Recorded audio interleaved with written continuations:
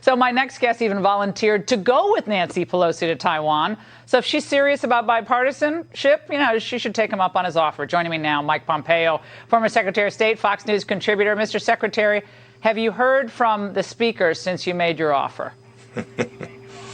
Laura, thanks for having me on. I have not heard from her. It was a little bit tongue-in-cheek in that I'd prefer to travel with lots of other people. But having said that, this is about America. If the Speaker of the House now allows some second-rate Chinese foreign diplomat who says, boy, we might do something that's really hard on America, if your Speaker of the House, the third highest-ranking federal official, says, no, you can't come here, we're going to do something, and we acquiesce to that threat, we're in for a long decade here in the United States of America. President Biden needs to get serious. He needs to defend the things that matter to the American people, from California to New York to Florida to Washington, to allow the Chinese to just issue a statement and change the direction, change the actions that the United States will take, because we are fearful of them. We are in for a long struggle, and it will not end well with that kind of failed leadership. Yeah, so what message does it send if we allow China to dictate the travel of the woman who's third in line for the presidency? What message does that send to them? It tells every one of our allies in the region, the Japanese, the South Koreans, the Australians, it says, don't hang with the Americans. They're fearful. And it tells our adversaries, you mentioned Afghanistan, certainly the same thing happened in Ukraine as well. We said a minor incursion would be okay. When you're not strong, this is a tough, nasty world out there, Laura, where you're not strong, especially, again, what is the greatest threat to the American people today, the Chinese Communist Party.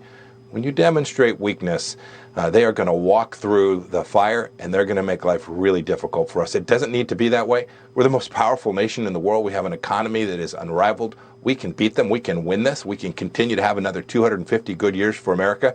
But if a Speaker of the House is just going to travel to a sovereign nation, the nation of Taiwan, and the Chinese say, no, we don't think she should go, and you go, okay, never mind, we're not going to send her, that is a bad and dangerous place to find yourself. It is. It's so unbelievable. I can't even believe we're even having to talk about it. But speaking of washed-up Pentagon talking heads, Mr. Secretary, here's retired Army General Barry McCaffrey. Watch. Most people say you shouldn't go. It's a thoughtless measure at this point to have a politician there. I'm not sure what positive can come out of it, and there will be some signal, some measure by the Chinese in response to a Pelosi visit. It's not a good idea. I mean, Mr. Secretary, is everybody bought and paid for by China? Everyone? I'm not saying he is, but he certainly sounds like he is. Boy, not everyone, but too many. Whether it's Hollywood, who acquiesces the same way Biden did, right? They don't put Chinese characters in, or they continue to buy stuff from Xinjiang, where they're committing atrocities even today, our biggest corporations in America. There's a lot of folks that are deeply connected to China in a way that's not good for the United States. General McCaffrey there kind of just assumes failure. He assumes that the Chinese ought to be able to dictate who can travel where from the United States. What's next? You're going to tell leaders they can't travel someplace else because the Chinese don't like it if they go to Fiji or the Solomon Islands or wherever it may be? This is a very dangerous path to head down. We ought to do the things that matter to America, the things that defend and protect our sovereignty and our security.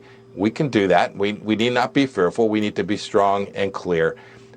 Whether Speaker Pelosi went or not 6 months ago might not have mattered. But once she said she was going, to not go in the face of a Chinese threat demonstrates real weakness, and real danger follows.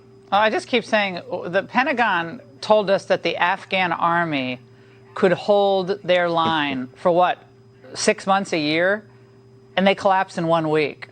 So until we do a retrospective on everything they've gotten wrong, I'm sorry, the leadership, not talking about the rank and file.